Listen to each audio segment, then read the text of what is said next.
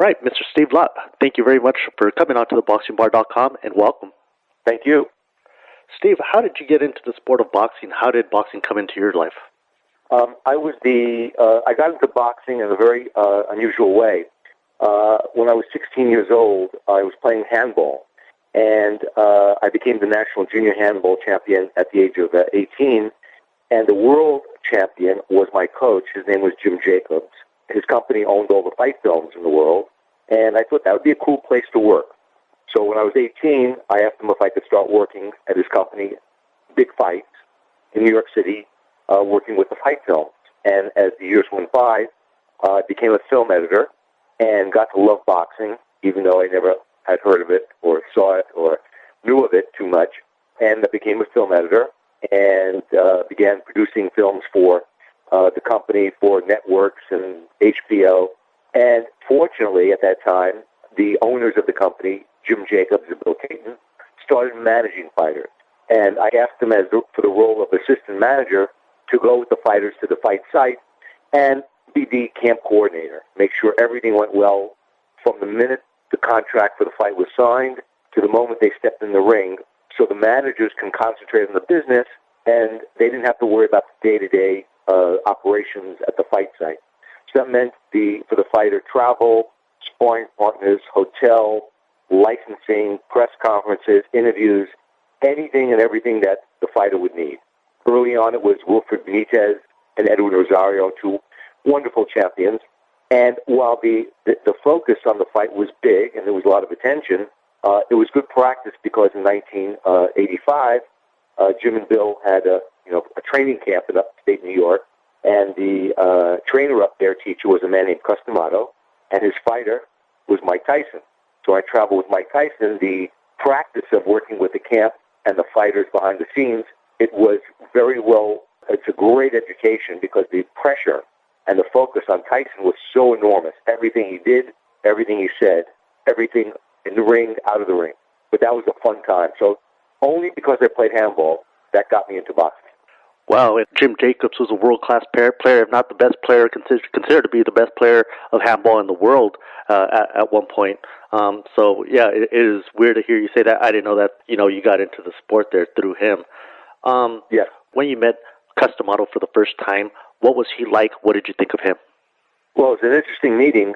It was at Jim Jacobs' apartment, probably around 1974. I had never met him before, and he was in Jim's apartment. I was fixing the stereo system, which is plugging some wires, pretty simple stuff. And Cus was looking at me, and he said, "Oh, you're the new guy working with Jim." I said, "Yeah." He said, "Well, you're pretty smart to have, hooking all that stuff up." I said, "It's pretty simple, Cus." He said, "No, you're pretty smart. When were you born?" And I thought that was a weird question. I said, "January 17th." And he looked at me and said, "You're okay."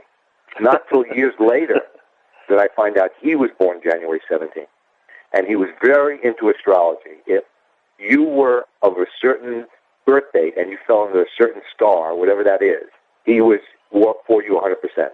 So for me, because my birthday was the same as his, and coincidentally the same as Muhammad Ali, January 17th, and the fact that Jim was very critical about people who worked with him and people around him, Cus right away said in his mind, "Steve, you're my friend." And that was a big plus for me because when Mike turned pro, he began living in my apartment with me.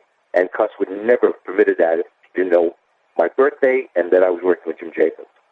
Jimmy Jacobs and Bill Caton, whether it be working with them or just being around them, what were they like? My role was film editor, and I would have loved to have been in the office more with them, the upstairs office, the business office, to listen, because it was like having two computers, each of them running simultaneously, checking each other, and making sure that every equation, every period, every punctuation mark, everything was perfect. And when they got together, their minds were so incredibly precise. In business, of course, locking up all the fight films in the world on the film side of it, and producing features that were nominated for Academy Awards in 1969, 1970, legendary champions of Jack Johnson, licensing the footage around the world. So the film portion was incredibly brilliant. What they did with the fighters was more so because not only did they make incredible decisions for the fighters, but because they had a lot of funds at their disposal, they gave the fighters much more than they could ever get from anywhere else, which made the fighters more popular, which put the fighters in the public eye. And with the early fighters like Benitez and Rosario, that was good. It really wasn't critical because they were already world champions or on the way up. With Tyson, when Tyson got to the camp in 1980, it was an enormous expense for a 13-year-old kid who never had gloves on. Soon Mike was getting sparring partners up to the camp at $400, $500 a week, unheard of for an amateur. And eventually $1,000 a week, professional contenders coming up there. So that and the marketing that was done with video and photographs, their knowledge of how to market the fighter, all of that together makes for a tremendous machine behind a fighter, or for that case, in any endeavor. So that was the brilliance that they had between the fight films and the boxing, their minds. I'm trying to think of one decision they ever made that was not positive, that did not result in something positive for a fighter. And I just can't think of that. As opposite of that, when Tyson was with King and Shelley Finkel, every decision resulted in something negative. I thought that was just shocking. And we talked about Cus and Jimmy and Bill, how you got to meet them. The first time you laid eyes on Mike Tyson, what was it like? Did you know there was something special there?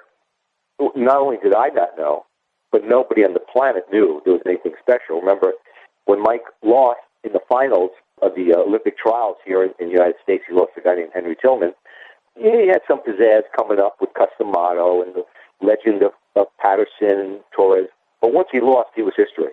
He fought his first pro fight upstate New York for $400, and Jim and Bill actually had to pay him out of their own pocket because the opponent wanted so much money to go there. I met Mike for the first time only briefly in 1984 in Catskill. I went up to watch him train. But the first time I actually hung out with him, he was supposed to turn pro in the fall of '84 after the Olympics, but he hurt his hand, and we had a sensational hand doctor in New York City. So Cus asked me, Steve, Mike has to come down for about 10 days to have this therapy on his hands. Can he stay with you? I said, terrific. Mike was a terrific kid. He slept on the couch. I slept in the bedroom. Went to lunch, brought him to the office to watch films and edit the films. And after the, I get a little emotional, so hold on for 1 second. After the 10 days was up, Cus came down to the city to pick Mike up, and I brought Mike downstairs to the side street where Cus pulled up the car. And I was just going to shake Mike's hand and say, hey, great to see you. Take care. He gave me this big hug that was so out of whack for me, for two guys to hug like that. But that was the way he was. He was such a tremendous, warm guy back then. And that told me that perhaps he'd be my friend, perhaps. So from then on, it was very, very comfortable for me to be around him because I knew, whatever the reason was, that he liked me. Perhaps because he knew Cus D'Amato liked me and Jim Jacobs liked me. And from then on, it was great because every time he had a day off in between fights, he'd come and hang out at my apartment. Sometimes completely unannounced. But remember now, nobody in the world at that time knew he was going to be anything. Not the press, not a promoter, not a manager. He's too short. He doesn't hit this way. He can't jab. The peekaboo style is no good. Only Cus D'Amato and his brilliance knew that if Mike continued on, he'd be something incredibly sensational. Well, and it sounds like that hug was that first move of acceptance from Mike to you at that point. A lot of people talk about Tyson, his attitude or his behavior was bad. That trailed back since he was a kid. Did you see any of that when you were around Mike Tyson, or is that just taken to another level by media or whatnot? Well, I'm sure that when Mike was young in Brooklyn, he was a terror of, horrible. And I'm sure that in Catskill early on with Cus, he was a terror early on. But Cus knew. Cus wasn't a kid. He had decades of experience with kids like that. And he knew that Mike, if given the right surroundings, would slowly learn to be a better person. Slowly learn he didn't have to be a street thug. Now, There was a huge incident up there, of course, with Teddy Atlas and Teddy's niece, and there was some improper actions. When Mike finally got to me, there was nothing that anyone could see that was a reflection of Mike from Brooklyn or from early days in Catskill. Cus was so wise. There are some people who say that Mike was always very bad.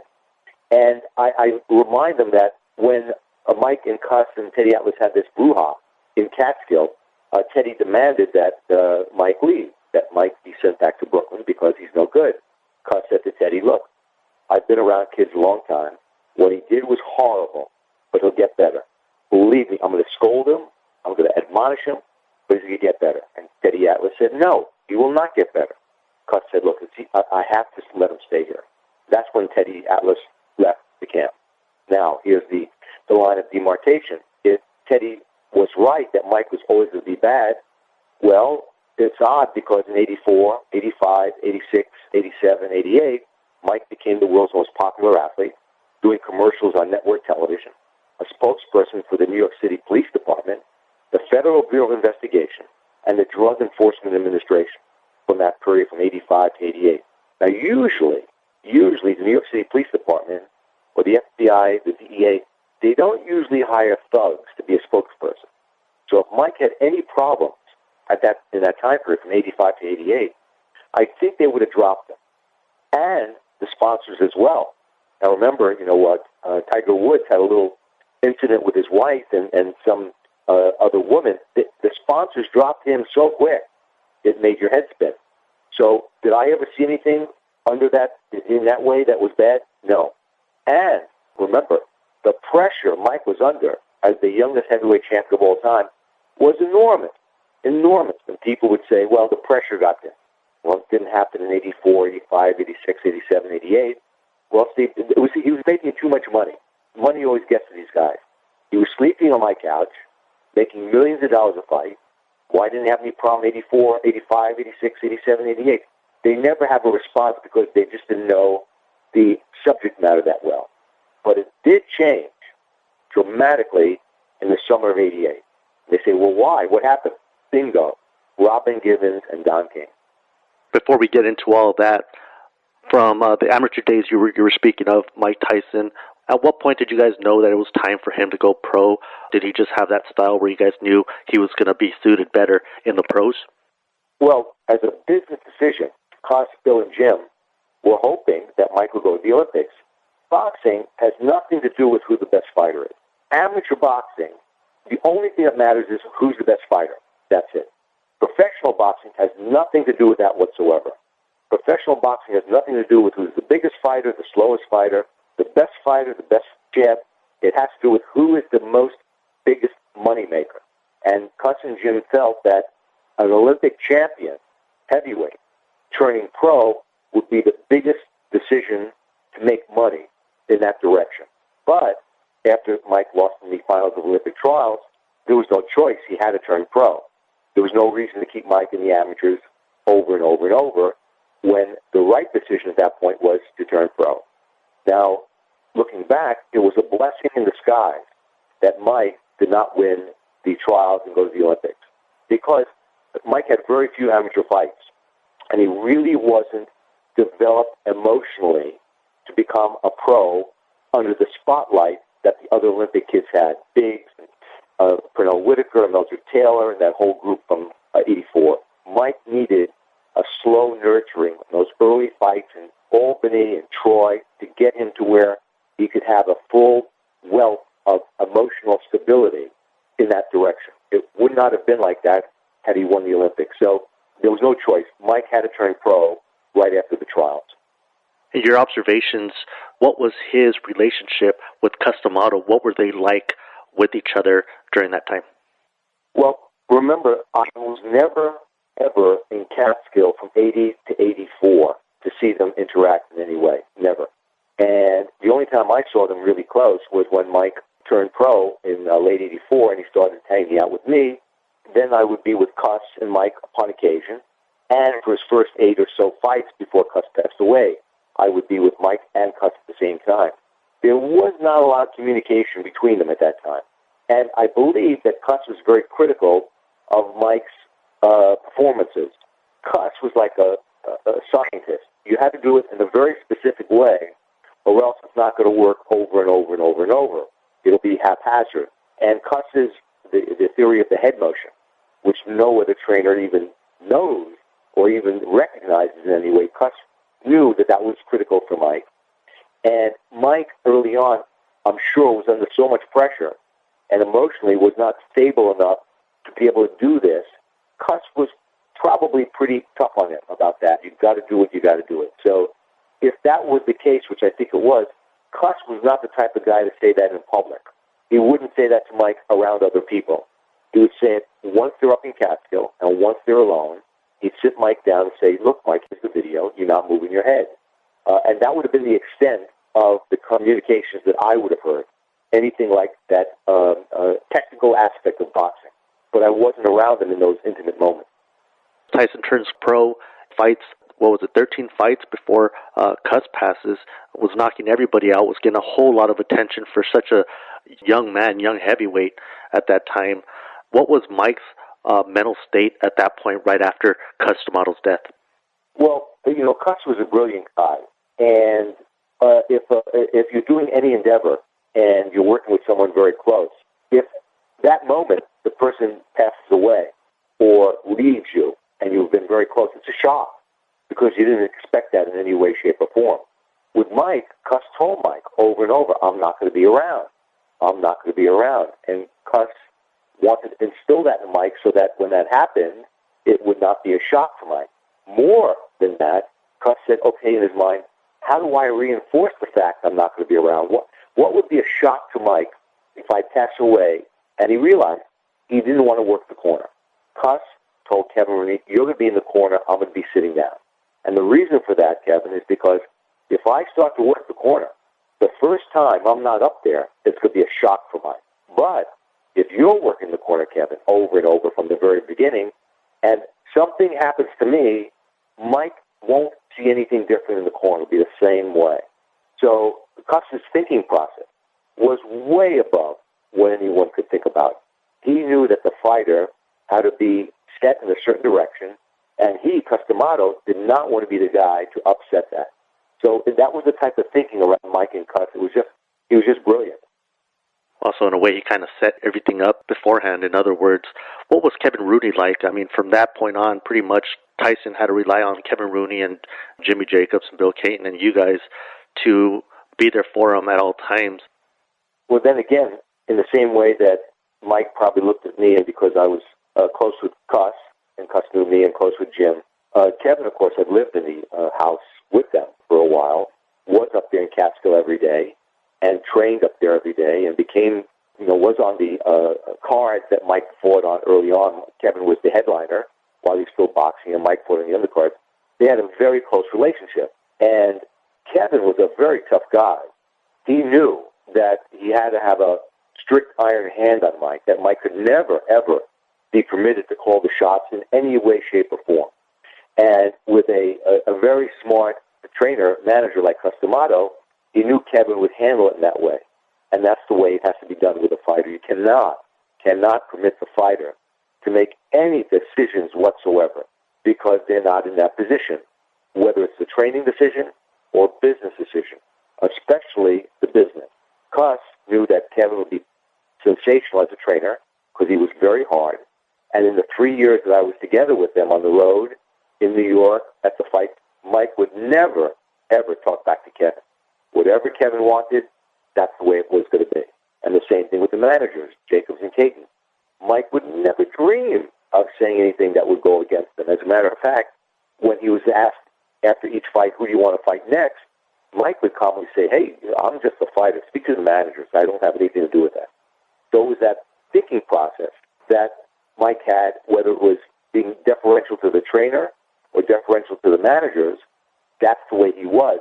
The result of that was Mike being the world's most popular athlete and on his way to becoming the most valuable sport personality of all time. Because every decision Kevin made resulted in something positive, and every decision the managers made resulted in something positive. But then again, that all ended in the summer of '88 with Robin and Don King. And as Tyson started going up in the ranks and started beating stiffer opponents like James Quick Tillis and Jose Ribalta and these guys, and then Tyson finally gets a title shot. And what was it like for the Team Tyson camp to hear that they were getting this world title shot, something that everybody knew that he was going to be successful or do very well in this fight with Trevor Berbick? Well, it was an interesting time because, Mike was very confident, of course. The interesting word you used was the Tyson camp. There was never a Tyson camp. Mike and I and Kevin lived in a place by ourselves. The guy who owned the house slept there, but there was no hangers-on, there were no cronies, there were no sponges, there were no rah-rah guys. That was the last thing Mike wanted. He didn't want anybody like that around. I didn't want it, and Kevin didn't need it. So there was really no camp. It was a very tight-knit group of Kevin, Mike, and I. And that's the way Mike liked it. Mike was very confident of the fight. But interestingly enough, I never really asked Mike about what he thought of Trevor Berbick before the fight. But I just had to know in some way. So the day before the fight, we were driving after we got some videotapes, and I figured, let me see if I can get Mike to tell me what he thought of Trevor Berbick. So I figured out what I'd do. I said to Mike, man, what would Cus say about this guy? And Mike said, what do you mean? I said, Cus, how would you describe Berbick? What kind of fighter? And Mike thought for a second. He said, he'd probably consider him a tomato can.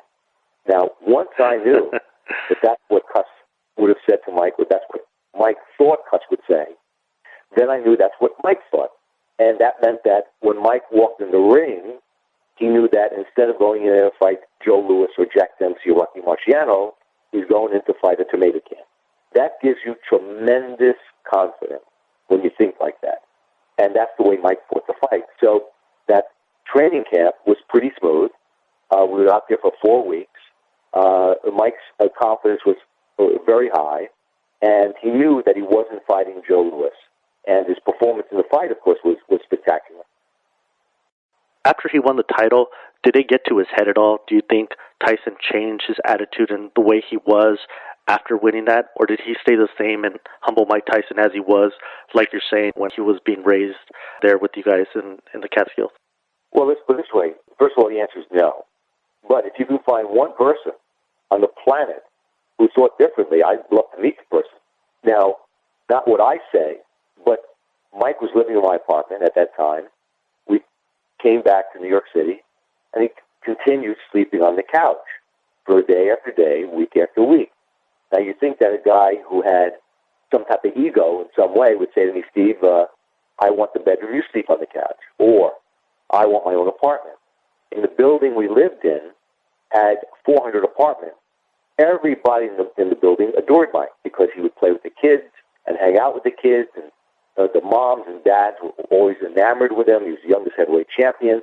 Never, ever did he speak out in any way that was improper, ever. Now, if he did, it would have hit the newspaper. It would have hit the advertising column. Somebody would have picked up on it in some way, shape, or form. So while people like to say that's what changed him, there's no evidence whatsoever that happened.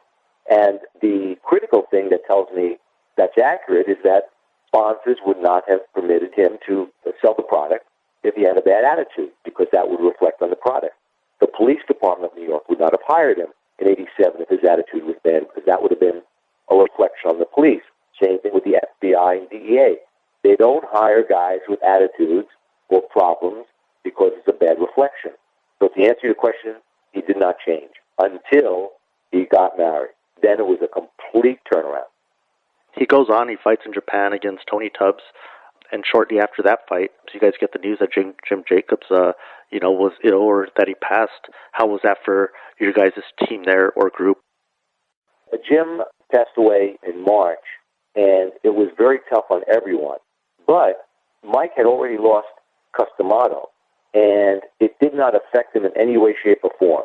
A few days after Cus passed away, we had to go to Houston, Texas, and fight this guy, Eddie Richardson, and Mike put on a sensational performance. Mike's attitude, his demeanor, his emotional stability would have been fine after Jim passed away, because the proof of that was Cus D'Amato and that incident. What changed Mike, his personality and everything at that time, was Bruce Roper and Robin Gibbons. That made Mike very unhappy. So in my opinion, because there was nothing in evidence that a traumatic situation like that would have made Mike any emotional problems, given Mike any emotional problems, when Jim passed away, there would have been no problem whatsoever for Mike continuing on. He had Kevin, he had me, Camille Ewald, Bill Caton, the wives, Lorraine Jacobs and Doris Caton, people, friends, newspaper writers, Jose Torres, a huge wealth of good people around him. But what changed him was Robin Gibbons. That was the line in the spring and summer of '88 that changed everything. Jim Jacobs' death would not have changed anything. And everything I've read, and I'm honored to have you here because it feels like I read every book on Mike Tyson. When I first started watching boxing, I saw so many documentaries. You're always, of course, in there because you were a part of the group. From everything I've read, you're kind of changing my mind on a lot of things that, from what I've read anyways, I mean, you firsthand were there, so you'd be the perfect person to come to about this. From what I remember reading or what the tone was, from what I've read, is that after Jimmy Jacobs passed and Cus being gone, that Bill Caton didn't really have much of a relationship with Mike Tyson, and that left pretty much the doors open for people like Robin or Don to come in and take him away from what he was or what he already became. Would you say that's true? No. That he did not have a relationship with Bill Caton? No, it's inaccurate because what took Mike away was Robin saying she was pregnant when she never was. And knowing that, remember now, there are some people on the planet Earth who are very bad. You know, you might find people who take an extra biscuit off the table when it's not theirs. But there are other people who cut your throat, take your wallet, and then go have dinner without any remorse whatsoever. And they're called sociopaths. And that was what was Robin. She was a TV actress making a lot of money. But Mike was making serious money, the type of money people kill for. So she told Mike she was pregnant when she never was to get Mike to marry her. And it worked. But she could never have Bill Caton around because Bill would account for every penny. She could never have Kevin Rooney around because Kevin would tell Mike, where's the money? And she could not have me around because I would tell Mike, what's going on here? Why aren't you training? Why aren't you happy? What's going on? So she had to sever the relationship between everyone. And to show you how deceptive she was, and to counter what you're saying about Bill Caton, during the Spinks fight episode, the day before the Spinks fight, Mike had a dear friend named Rory Holloway, and he wanted Rory to start up a business with Mike Tyson T-shirts, apparel, hats, and stuff like that. And he told Rory that the guy who knew more about marketing like that than anyone else was Bill Caton. So he went up to Bill's hotel room at the Trump Plaza in Atlantic City. That's where the Spinks fight was taking place. And he asked Bill, can you talk to Rory a bit and help him? Bill said, absolutely. Sat Rory down. Rory, look, this is what we're going to do. When the fight is over, I'll help you design the shirts. I'll help you this. Marketing, going to the companies, Macy's, we'll sell them for about 2 hours. After the meeting, Mike said to Bill, I can't thank you enough. And Bill said, Mike, it's my pleasure. And Mike said, how do we work with you? Bill said, I don't want any part of that money at all. That's for you and Rory. It's my pleasure to have Rory do that. And Mike said, oh, Bill, I can't thank you enough. And he left. The next night at ringside, on camera, Robin's attorney gives Bill a legal letter saying he sued to break the contract. Now, I don't know about you, but if I'm Mike Tyson and I knew that was happening, I don't think I'd go up to Bill Caton's room the day before and ask him for a favor. That's how deceptive Robin was. She didn't even tell Mike that she was going to do that with Bill Caton. And obviously, Mike on his own, he went to Bill the day before and said, can you help me? But that shows you what was happening around Mike Tyson at that time. He had no problem with Bill. He knew Bill would look out for every penny, which he was doing. And the problem was Robin Gibbons. Another scenario like that to show you what Bill was like, when Mike had the huge problem with Mitch Green, hitting him in the streets in the summer of '88. There was a lawsuit the next day. Mitch Green wanted to have Mike arrested because of assault and battery. Robin was dealing with Donald Trump and some lawyers. She thought she was going to get all this attention, and Trump's lawyer said, you got to have Mike turn himself in because otherwise they'll come looking for him. Bill Caton said, no way is Mike Mike going to a police station to turn himself in. So Bill knew exactly what to do. He called Mitch Green's mother and said, Mrs. Green, is Bill Caton? She said, yes. You understand, you heard about the problem Mitch and Mike had last night? Yes. So Bill said, I'd appreciate it if you consider the following. And she said, what's that? He said, if you ask Mitch and persuade Mitch to drop the lawsuit, we'll put Mitch on the undercard of Mike's championship fight. And if he wins 2, maybe 3, you'll get a chance to fight Mike Tyson for the championship of the world. Boom, done. Case dismissed, gone. That's the type of thinking process that Mike liked, that incredibly ingenious thinking process. But the people around Mike at that time, whether it was Robin, her mother, or Don King, did not want that thinking process. Because that thinking process was focused on one thing and one thing only, what's best for Mike. The Robin Givens, Ruth Roper, Don King thinking process is what was best for their pocketbooks. And that was 2 completely different things. So getting back to your question of the relationship, there was no problem at all until it was instilled in Mike's mind, you got to break this relationship with Bill Caton. Knowing that Rory, Tyson's friend Rory, later on would become co-managers with John Horn, would you say that this was set up by Don King, or would it be a setup by Robin Givens? They were probably doing something behind closed doors to get Tyson away from Bill Caton. Well, it's a great question, and here's how unbelievably this would be something like a Hollywood movie. When Robin made her move on Mike, they got married, she wanted to steal all the money.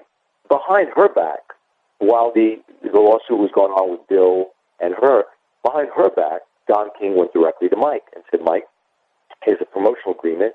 You and me, we're going to work together.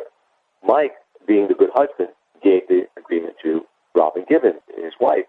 Robin, you check it out. I don't know the business. You check it. She gave it to her attorney. And they told her, if Mike signs this agreement, Don will be able to steal all the money, and you, Robin Givens, won't be in there for the big pie. Like a switch on the wall, she told Mike, don't ever speak to Don King again, because she knew there could only be one thief in the family, and that would be her. And for that whole summer of '88, from June, July, August, September, up to October, Don King was persona non grata in their huge mansion in Bernardsville in New Jersey, until the Barbara Walters show, where that relationship between Mike and Robin broke down. So when you're talking about behind closed doors, there were 2 closed doors. Robin and Mike, where Robin was trying to get over on Mike and keep everyone else away. Don went there to try to open that door and get in himself. He was shut down. But he got back in a real big way once the Barbara Walters show took place and Mike and Robin were through. That's when Don opened the door, put Mike in and closed it, and then Mike was history. Wow, and all that over the summer, and it kind of makes you think what Mike's mental state would have been. It seemed like everybody was pulling him in different directions. He either was going to stay with you guys, go with his wife and mother-in-law, or go with Don King, and he must have been, going crazy. Plus, world champion title on top of him. I mean, it must have drove him crazy. And then you hear that incident. I know that you know about that. Him running his car into a tree or whatever. I mean, do you think that had to do with that mental state that he was going through? He was just breaking down himself. Running into the tree, you mean? Yes, sir. No, Mike can't drive. He just can't drive. For a guy who's the most exciting fighter in the world, who's the greatest defensive fighter in the world, who knows more about the history of boxing than anyone on the planet, who's got a heart of gold, he can't drive. He's the worst driver in the world. I don't know why. It's just maybe a mechanical thing. So when I heard that he was trying to kill himself on a road in Catskill, he was probably trying to drive someplace quickly. The road from the house, from the driveway to the road, is not good. It's a circuitous little route there on no pavement, on gravel, on dirt. So when I read that he was trying to kill himself, I started laughing. There's no way. I think Mike would have picked a better way. Gun, to jump off the cliff or something, but to hurt himself in a car driving 30 miles an hour, I don't think so. Yeah, and I got to agree with that. I've talked to his chauffeur that came later on, Rudy Gonzalez, and he pretty much told me the same thing. Tyson would having him driving, wherever he needed to go because he couldn't drive. You brought up about Tyson being a historian and knowing so much about the fights. Did that have to do with him being able or to having access to all of Jimmy's and Bill's of videos there in big fights? That was part two. Part one, for Mike to want to see that stuff, there had to be something in him that was a love or adoration or respect to a high degree of those guys. He got that from Cus D'Amato. Cus adored the fighters, adored fighters. He did not care for managers. He did not care for promoters. He did not care for matchmakers or spit bucket guys. He adored the fighters. Because of that adoration, Mike, caring a great deal for Cus and wanting to emulate Cus, picked up that adoration for the fighters. Now, Mike was in a perfect position to hear the stories from Cus, who knew the guys, and then get the films from Bill and Jim to actually watch the fight. And at that time, back in the 80s, they had this incredible book called the Ring Record Book. This was like a little encyclopedia. And Mike would study it. His brain is like a mini computer. If he wants to learn something, it goes in and it's locked in there. So because he loved the fighter so much and he loved learning about it, he just absorbed that material. So it was because of Cus, with the knowledge and the love of the fighters, and Jim and Bill having the fight films. He just became enamored with it. Do you think Mike having to know everything about the sport and loving the sport that much and his interest being 100%, whether it been in the past or watching these videos from the past and studying them and studying fighters that fight like him or had the disadvantages of him being a shorter heavyweight and all that, and maybe observing fighters that were probably in the same predicament of being shorter fighters for their weights or whatever? Do you think that was a big advantage for him having access to all these fights for his career? Well, you mentioned an interesting thing which I've heard over and over and over, and I just can't believe that trainers and journalists or promoters even think like that, and that's the fact that Mike was short and he's at a disadvantage. I've never heard that a short football player was at a disadvantage over a taller one. I've never heard that a short baseball player was an disadvantage over a taller one, or basketball, or tennis, or golf, or soccer, or hockey, or badminton, any other sport. But interestingly enough, only in boxing and only in the heavyweight division is the seeing or thinking from some of these legendary minds that the shorter heavyweight is at a disadvantage. I think it's absolutely insane. What gives a shorter fighter a disadvantage or advantage is one thing and one thing only. It's the same thing for a taller guy. If you don't move your head, you're going to get hit. Now, does the taller guy have a longer reach? Absolutely. But if a short guy, like a Jack Dempsey or Rocky Marciano or Joe Frazier or Mike Tyson, moving their head, then it's the tall guy that's going to get whacked. And that's what's happened every time when these great shorter guys move in. Cus knew that the shorter fighter had no advantage or disadvantage over the tall guy. It was the guy who doesn't get hit coming in, throwing the big shot.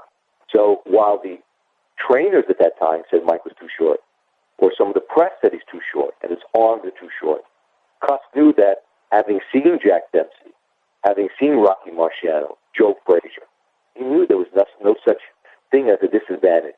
And that was absolutely true, because when Mike fought, he got hit less going forward than the fighters in history who were tall running backward. So that's a tremendous spotlight on what Cus taught Mike, and that was head motion. We were talking about how, the rift between, after and before the Spinks fight. At what point did you feel the break? The people you worked with, Tyson and his new camp, did you get a call from him? Did you get any kind of official letter or anything where you felt that separation or where everything was broken up? The answer is yes. But as a little introduction to that, when Mike and Robin broke up after the famous Barbara Walters show, where she claimed he was manic depressive, which he never was. And by the way, that was something else that I hear all the time, that Mike was always manic depressive or emotional. Isn't it interesting that he wasn't that way from 84, 85, 86, 87, 88, but only when he was with Robin Givens? I always think that was fascinating. That she put him on lithium, a very dangerous drug. And the Barbara Walters show takes place. They break up after that show. He comes back to the office a day later to apologize to Bill Caton about that whole summer of 88 and acting that way. And Bill said, Mike, forget it. The most important thing is for you to know you're not crazy. And Mike said, you mean it? I'm not crazy. Bill Caton brought in the world's most famous psychiatrist right there to the office the following day. Examined Mike. Mike's absolutely fine. He just has to get back to his training regimen. Fighting, he's fine. What happened then was a huge error on my part. Mike was delighted that he wasn't ill. Bill laid out a series of fight plans for him, more commercials. Mike was ecstatic that all this was going to happen and take his mind off of Rob and that incident. At that moment, Mike left the office and said, Bill, I'm delighted to be back here. Thank you. My mistake was I should have told Mike, I'll wait down by the elevator for 2 minutes. I'll right down. And he would have said, fine, I'll wait downstairs. I would have gone back to Bill and said, Bill, I need $100,000 in cash. He'd say, what for? I want to take Mike down to Rio de Janeiro, have him, I don't want to use the word, have him intimate with dozens of women because he's in pain right now. And Bill would have said, but he looks fine to me. I would have said, Bill, this kid is in emotional pain. He just lost the woman of his dreams, and he's dying. He may not show it, but he's a professional fighter. He doesn't show you what's inside, but he's dying. My mistake was I didn't do that. Had I brought him down there for 3 or 4 weeks, had him meet with a lot of women, it would have taken his mind off Rob and Givens. So, to get back to your point, did I know something where he was breaking away? Yes, because 2 days after the office situation that I just mentioned, Don King grabbed him, brought him to Cleveland, and got him the 20, 30 women a day that Mike used or Mike needed or Mike to take Mike's mind off of Rob and Givens. A week goes by, and Mike calls, and he says, I'm just hanging out here in Cleveland. I'll be back in a week or so. I said, terrific, great. A week later, he calls, Steve, I've been thinking about my career and stuff like that, but I'll get back to you next week. I said, oh, okay. And then a week later, he calls. He says he wants his contract. He wants copies of his contract. And right then, I knew it was a big problem. But that was the power of Don King. He knew Mike was hurting, and Mike was in a vulnerable position, and that was the end of Mike Tyson as a hero in boxing at that time. Listening to what you're saying, in a lot of ways, he kind of admitted that, I think, when he fought his last fight and they interviewed him at the end of the fight.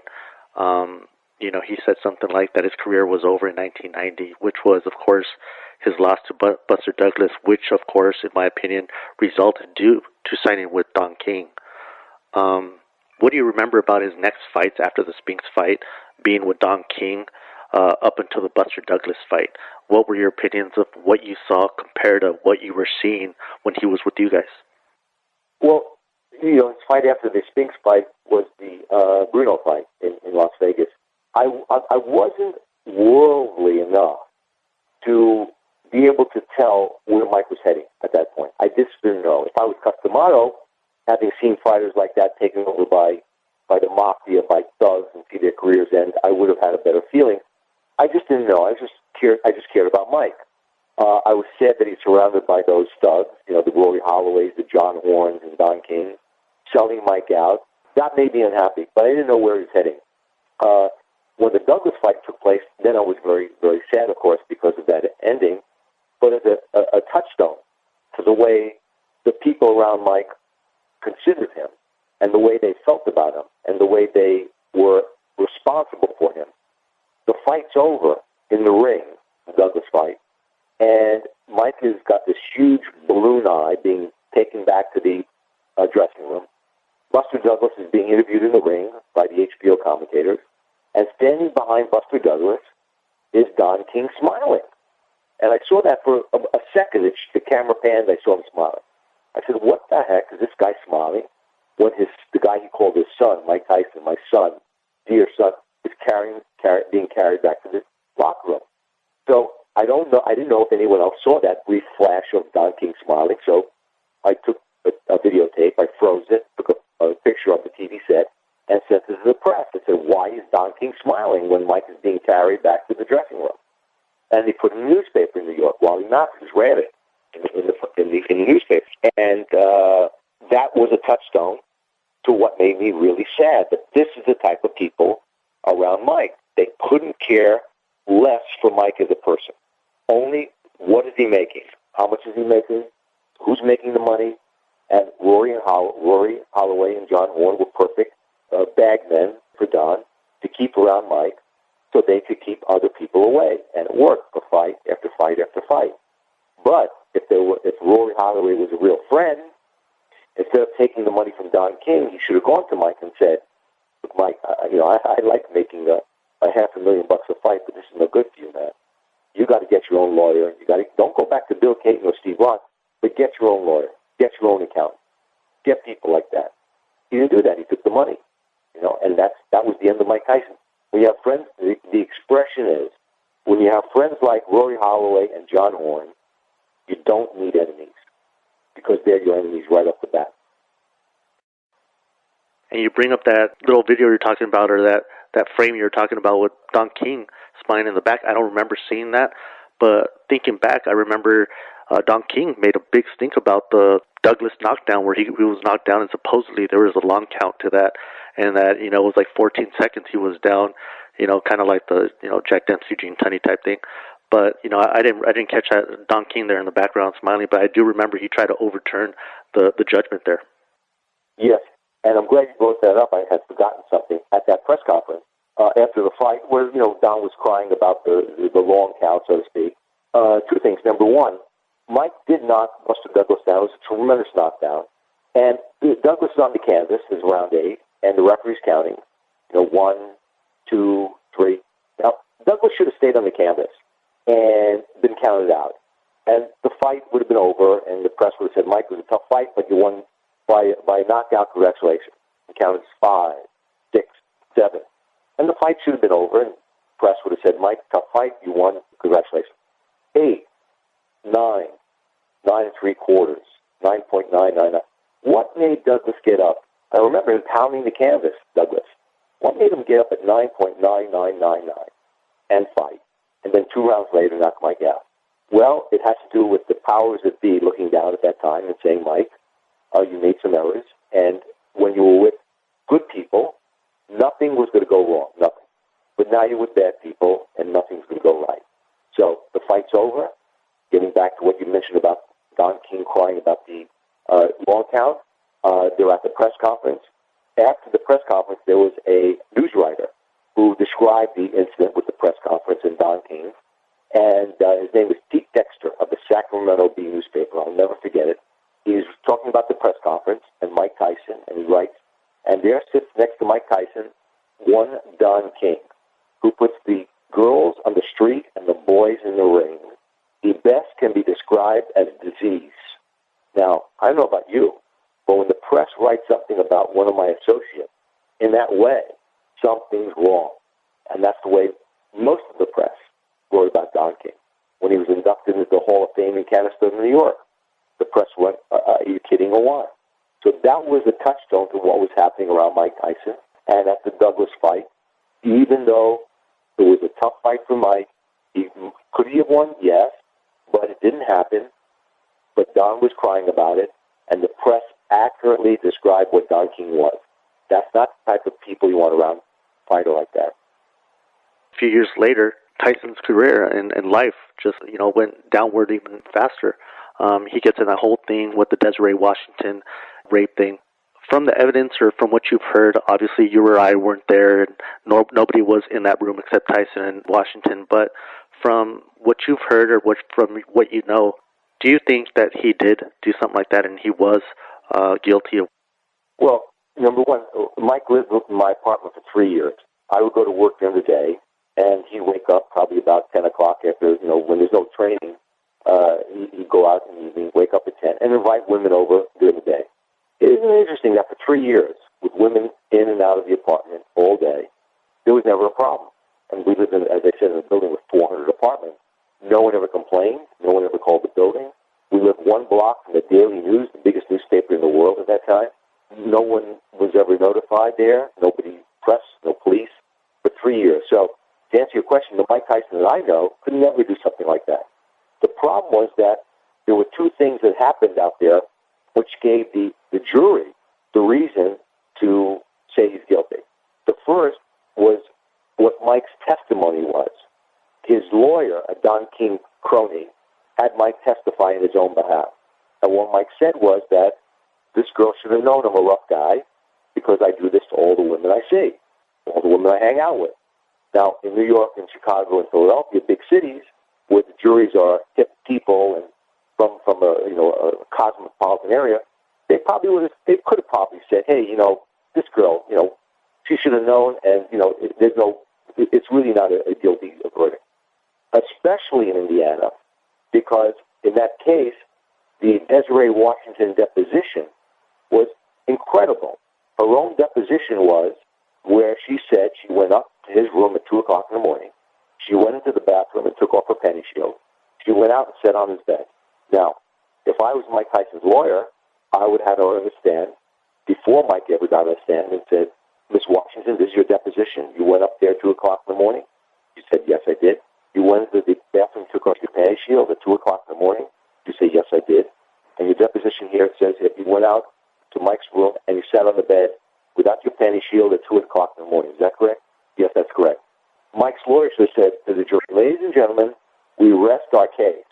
That's it.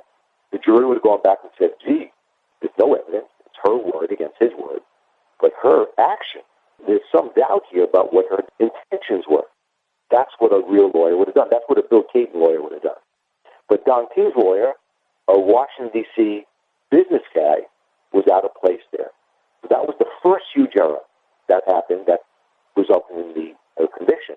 The other thing was Mike's history at that time. His demeanor had changed in the public eye, and because of the cronies around Don and Mike started slowly gravitating back toward a street mentality. And that mentality caused him to say things that were improper in the press, actions improper, the knockout with Douglas, and all of the different change in his demeanor. The jury, recognizing all that, it gave them more ammunition to think that he was guilty, as opposed to being in 85, 86, 87. If anything like that happened, gee, why would this happen? It's so out of whack. Mike's never acted in this fashion before, in an improper fashion. But at that time, in 1992, it was different. Do I think he did it? No. But the people around Mike was a horribly, poorly handled trial for Mike, and that's what put him away. That attorney, Don King's attorney there, he was more of a tax attorney, right? I mean, he was more of it. That was more what his specialty was, and now he's doing a rape case. And like you said, he was painting to the jury that this was a horrible guy that did all these acts, and I think it ultimately costed him that case, and or else I don't think he would have been there in the first place. Well, the lawyer was a tax guy, business guy named Vincent Fuller from Washington. He was a Don King attorney, which probably meant that Don probably had some business dealings with him behind the scenes.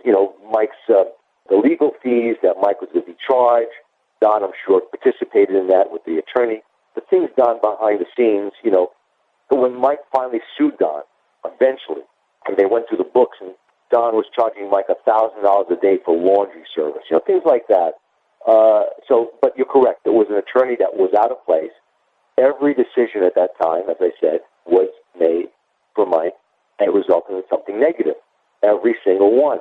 And unfortunately, that was a horrible decision. And, I visited Mike 3 times out there in Indiana, and it's a pretty sad place.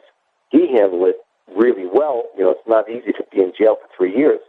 That was a very sad place to go. And, he got out and he handled it. Whether it be Tyson or Camerooni or any of these guys you used to work with back then, do you still talk to, or are you still cordial with any and all of them? Oh, sure. Mike and I are very friendly. His wife is sensational. I live in Las Vegas, and Mike lives about 10 miles away in a city called Henderson, right outside Las Vegas. And I've been working with him on a number of different projects. They've been sensational with me.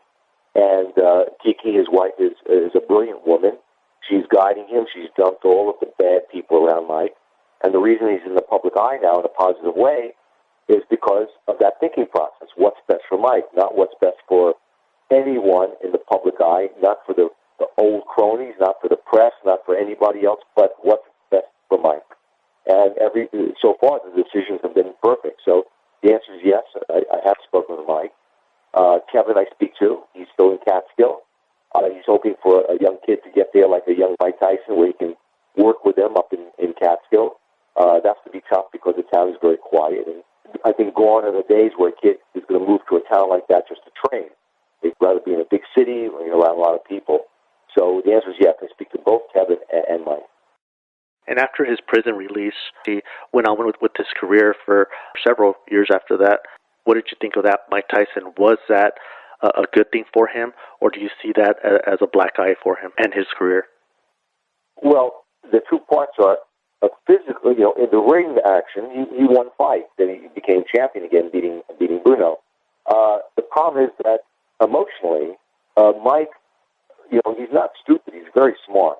When the second Holyfield fight took place, people think incorrectly that Mike bit Vander's ear because of, they were headbutting or he was, whatever was happening. It had nothing to do with that whatsoever. It had to do with the fact that Mike is very smart. When the fight took place, he's thinking, I'm with Don King, Glory Holloway, John Horn. They're stealing all my money. Don King's lawyer got me put away. I can't say anything about that because it'll be embarrassing for me now to say stuff like that. I was with Bill Caton, Jim Jacobs. I was a hero doing commercials on TV. White people love me. Green people love me. Black people love me. I was the world's most popular athlete, voted by the Associated Press. Police department ads, fire department, FBI. Now here I am in 1997 with Don King, going into a fight with Evander Holyfield, where he knocked me out the first time. White people disliked me. Black people disliked me. The press disliked me. I was in prison for 3 years for something I didn't do. Now he's in the fight, and, he's getting more emotional and more emotional. He goes back to the corner after round one. You don't see this in him, and you don't know this, but in his brain, he's thinking, what the hell am I doing here? I got all these jerk-offs around me. And this guy Evander's a tough guy. I wish I had Kevin Rooney here. I should have never dumped him. Where's my money? Where's my bank account? Same thing in the end of round two. Round three, he's fighting the guy. There's pressure. You can hear yelling from the stands. Mike Tyson, he broke. He broke. In the same way, if you're in your office and you're under pressure with a report, having to do a report, and one of your associates comes in and says to you, hey, do you have that letter? And you look up the guy, hey, don't you see I'm working on this? Joe, I'm sorry, I didn't mean to blow up with you, but I just got so much pressure to get this report done. And Joe says to you, hey, no problem, I'm sorry, you go and do your thing. That's exactly what happened with Mike. The difference is the pressure on Mike was a trillion times greater than someone in their office having to do a report. The whole world looked at him in a negative way. The guy in the office, the analogy I made about the office, the guy who was yelling, when he left the office, no one knew he said something improper to the associate. Only he knew. What Mike did for year after year after year, the whole world knew. Everyone recognized him everywhere he went. So wherever he would go, after the rape, after the conviction, after all that stuff, the demeanor and everything else like that, people would recognize him. Hey, Mike, with that rape conviction, hey, Mike, when you dumped Kevin Ring over, and that was very difficult for him to take. And that's the reason why he got into that incident with Evander. It had nothing to do with Evander punching him or headbutting him. It had to do with the pressure of his whole life coming down on him. Having said all that, now the million-dollar question that I'm sure you get asked all the time, should he have not broken ties with Bill Caton after the Spinks fight? What would have happened, or what would have became of Mike Tyson should he have stayed the Mike Tyson of old that we all remembered and loved? Well, I was too young and inexperienced to have that vision. But the Cus had a fighter, Jose Torres, who was very close with Mike. They were very close. And I was talking to Jose one time, and I said, Mike is, getting pretty big, 87 now after the Tucker fight and the Biggs fight, and now coming up to Holmes. And Jose said to me, Steve, I've been around, and I'm telling you right now, Mike's going to be huge. If he keeps going, he's going to be huge. I've seen what Ali was, and I've seen what Joe Frazier was. He's going to be bigger because of his fighting style. And if he keeps his head on straight, as Cus always hoped he would, without distraction, he's going to be huge. And I think that would have happened. As a matter of fact, there's a writer for ESPN Sports named Brian Campbell, who about 6 months ago did a column where recognizing that Mike is coming back a little bit in the public eye, more and more and more, he wrote that if Mike continues in this fashion, he can become the Muhammad Ali of this era, becoming loved and adored. And that's not impossible. But that would happen 25 years ago with Mike. But it was sidetracked with all that stuff. It was also interesting that when he left us, it was just the beginning of the pay-per-view era, just the beginning. So the money he would have made would have been enormous. But more important to him was the way he was perceived in the public eye. He loves being adored. I mean, who doesn't? You know, people coming up to you and saying, "We love you. You're sensational. I want my 5-year-old son to grow up and be like you." That was gone from his life for that 20-year period. And that's true. I mean, he's coming out in movies now, and he's doing that stand-up thing with, I think that's produced by Spike Lee, I want to say. And he's doing, a lot of things there on the side, and he's getting back into the spotlight, and I think in a positive way. I haven't seen anything negative written about him. I think everything he's been touching so thus far is a success, so that's good to hear. You worked for Big Fights, Inc. For several years or several decades. What is that like, working with all these historical films that people, like me, would just die to even take a glance at? Well, it was a lot of fun because it was a great job watching all day, watching Ali, Lewis, Dempsey, Marciano, Ray Robinson. It was good news and, strangely enough, somewhat difficult because today I find it very difficult to watch live boxing. It's just very difficult. Unless a fight is super, super big like last night, I've been spoiled a little bit, and watching those great fighters from the past. And interestingly enough, I met Jimmy Brown, the great football player, about 25, almost 30 years ago. He came to the office in New York, the Fight Film office. He was the advisor for George Foreman. They came to look at early George Foreman fights because Jimmy Brown was George's advisor. And my boss at the time, Jimmy Jacobs, the world's handball champion, was showing them the films of George's early fights. And after it was showing, Jim Jacobs asked Jimmy Brown, "You probably have films of your early football career that you like to watch, like Foreman just watched fights of his early career." And Jimmy Brown said no. And Jimmy Jacobs was the world champion in handball. He said, "Well, I have films of myself playing handball. Every great athlete likes to have memories like that. Don't you have that?" And Jimmy Brown said, "No, I don't." And Jacobs asked, "Why not?" And Jimmy Brown said, "Because I don't like to live in the past." And, I was national champion at that time, junior national champion. And when he said that, I went home, took all my trophies, and dumped them. I said, he's considered the greatest athlete of all time, Jimmy Brown, by many organizations. And if he can say that, then what the hell am I holding on to some trophies for? So getting back to great fight films, I apologize. I still live in the past. Those fighters are sensational. And I'm going to bring them back to the public eye. We've just finished a deal for a new Boxing Hall of Fame in Las Vegas. It's the construction is almost complete. It's at a huge sports facility called SCORE, SCORE. They've made the developers of this exhibit made deals with every Hall of Fame, football, basketball, hockey, Heisman Trophy, for them to put exhibits under this one roof. The company I work with owns all the fight films in the world for Halls of Fame and museums, a subsidiary of ESPN.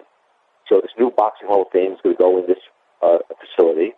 People will walk through and see Babe Ruth and Mickey Mantle, Willie Mays in the baseball exhibits, and they get the football. They'll see Jimmy Brown and Bart Starr and great football players. And when they get to the basketball exhibit, they'll see Oscar Robertson and Bob Cousy and then when they get to boxing, they may not have known or remembered these fighters, but they're going to see Lewis, Dempsey, Marshall, and Ray Robinson. And the one thing we have that the other exhibits don't are the fight films. A Football Hall of Fame does not own any of their football films. It's NFL Films owns the film. The Baseball Hall of Fame, Cooperstown, they own no films. It's Major League Baseball. Same with hockey and all the other sports. This is the only exhibit that owns its own film. And that's what's going to separate it when people come in and they see Dempsey dropping these guys and Lewis dropping these guys and Frazier and Robinson. They're going to say, holy mackerel, these great fighters, they're right up there with Ruth and Gehrig and Robinson and Bob Cousy. They're right there with those other athletes, and that's what I want them to see. Oh, you got to keep me updated on that. Yes. Do you still have rights to or make DVDs if you wanted of some of these old fights, or make documentaries, or have documentaries made of some of these fights? I know, me being a Latino especially here in Southern California, where there's a lot of Mexican crowd that are hardcore Mexican fans of boxing. I know there's a lot of people that don't have a lot of education or knowledge of the past of boxing. They kind of go by what is done right now. I know there's a lot of fight films out there that are lost with Mexican fighters or Latino fighters. Is that something that you would be able to do if you really wanted to? Sure. The license we have permits us to make DVDs of any of the fights of that era. Our license runs up to like the early 80s, meaning most recent fights we do not have rights to, but we have rights to, for example, Latinos, whether it's Kid Gavilan from Cuba, or Manuel Ortiz from Mexico, or Ruben Olivares from Mexico, or Carlos Ortiz from Puerto Rico, and Carlos Monzon from Argentina. We have those films, and they are sensational fighters. I don't know if the younger people, the Hispanic people today, would know who those fighters are. Their parents would, for sure, because those fighters are revered in the public eye. Absolutely. But to answer your question, yes, we can make those DVDs and sell them.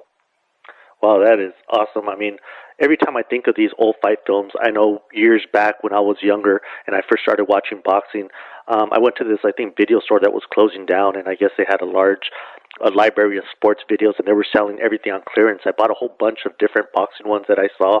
I think a lot of them were produced by Big Fights, and I remember just watching them religiously, and to this day I still read about these boxers, especially now with the internet and all that. You can read about these boxers and kind of educate yourself, and that's what I call it, is education. Whenever I read about boxing or history, that's pretty much what it is, education, and that's why I would love to read or know that something like that would be made, and that's great to know or hear that it could be done. Yes, it can, and it will be too. Well, Steve, thank you very much for coming on to theboxingbar.com. I took a lot more of the time that I thought I'd have on here with you, but thank you very much for being patient and doing this. And hopefully down the line, maybe you could come back on, and instead of talking about just Tyson or whatever, we could come back and talk about boxing in general, bring up all these fighters like Dempsey, like Lewis, like Marciano, like Jack Johnson, everybody else. Thank you very much, Steve, for doing this. Thank you for your time, and hope to talk to you one day down the line, amigo. My pleasure. Thank you so much for listening. Thank you, Steve. Thank you very much.